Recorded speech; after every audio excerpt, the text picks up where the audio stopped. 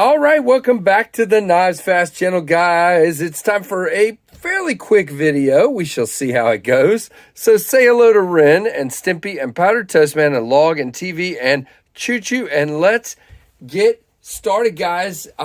This is going to be fun, but first, remember, this is the KnivesFAST channel. If you're new here, please stick around, watch some videos, show up for either a Friday afternoon week in review live or a Monday evening KF live, and join us and chat with us and have some fun. Hit that subscribe and notification, and we're on our way. So this is a video about smaller knives. Now, you guys know my preference is for larger knives. So I like, and you know, I'll just use the pinion as an example. I like an 8-inch knife because it fits my hand well. I get a 4-finger grip back here with a little room left over, and I get tons of room up here in the choil if there is one. It's just, and it's nice size blade, and you know, really, really good. But I've started to like some smaller knives. Now, you guys know it's not on the table. You guys know that I'm a big fan of the Spyderco Dragonfly too. And why is that?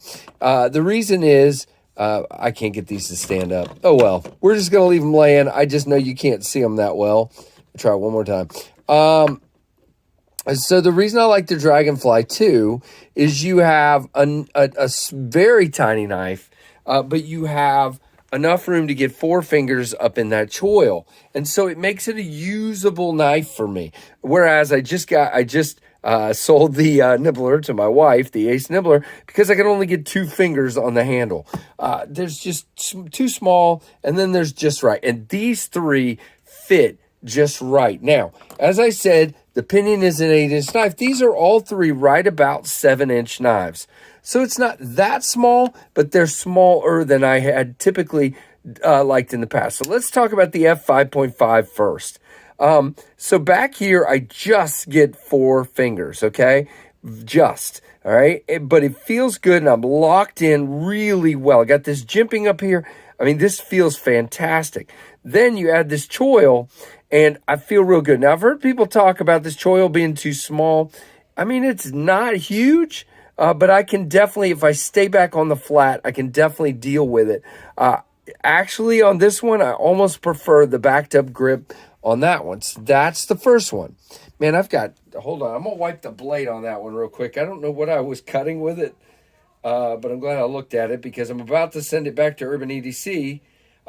I don't know if these are still in stock, but if they are, you guys should check one out very much so. They are a fantastic knife, and with this black micarta and that gorgeous acid etch, it is just great. So the second one is my knife. Okay, so this is a prototype, but it's coming up. This is the Tempest Microburst, and so in this particular grip, it's about the same as the 5.5.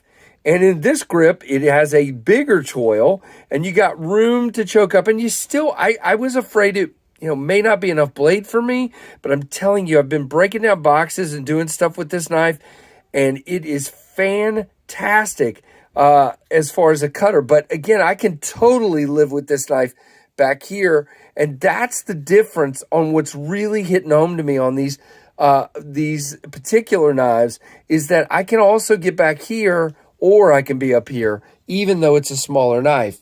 Look, blades are very similar size-wise. Handles are very similar. I will tell you, and again, it's my knife, I do like the feel of the Microburst a little bit better because, A, I've got the wire clip, so it flexes and doesn't bother me in the hand, and B, it's contoured grip, whereas this is flat scales, and that pocket clip that sticks up a little bit there definitely digs into my hand a little bit. So there you go. And then the third one, and again, I told you this is going to be a pretty short video, is the Tasser S. So my understanding is this is basically the Tasser K with a smaller blade, but this is a chop job that was being done by a certain guy. He was doing chops to Tasser Ks, and Kaiser heard of it and worked with him, and now they're making this knife. So back here, again, 4 fingers, again, just 4 fingers, but a good resting spot, nice jimping. I'm locked in, and then I have plenty of room to choke up and a blade shape that I prefer, nice and thin and slicey and great. Now, we'll say on this one, it is flat scales, and it is a little harder, not 90 degrees, but a little squarer here, and you do feel the clip. So yes, am I saying the Microburst feels the best in the hand of the 3? I am, okay? Sorry. But it does. But of the 3, I would take all 3 of these definitely as ones that I would use on a regular basis and carry. So these are, in my mind, and by the way, you can see, let's line up the pivots.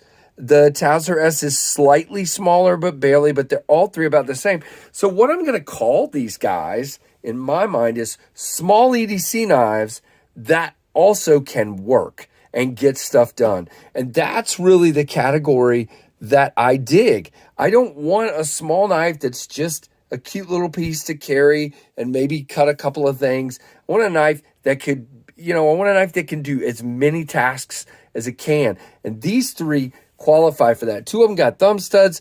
One of them has a hole.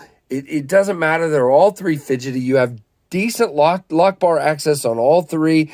I am probably doing a little bit more on the Microburst.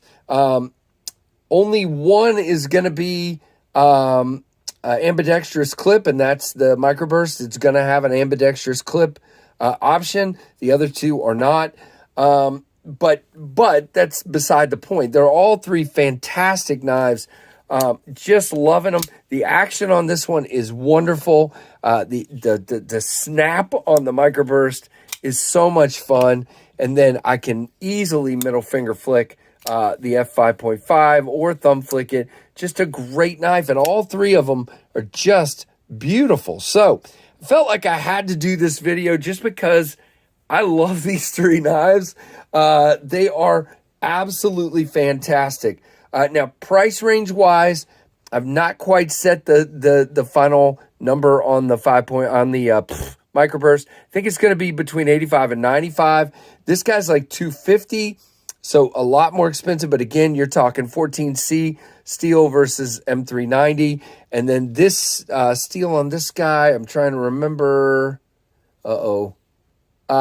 154, and I think how much was that, KC? I cannot remember. I think it was 75 or 80 maybe for that one. But again, very, very good knives no matter where you are price range. And again, excited to get the Microburst out. These other 2 are available in waves. Kaisers come and go because people just jump on them. F5.5 usually sells out every time it comes into stock.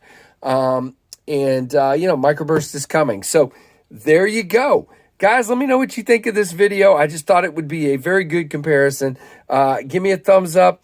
Let me know what you think down below in the comments. And thank you for watching the Knives Fast channel.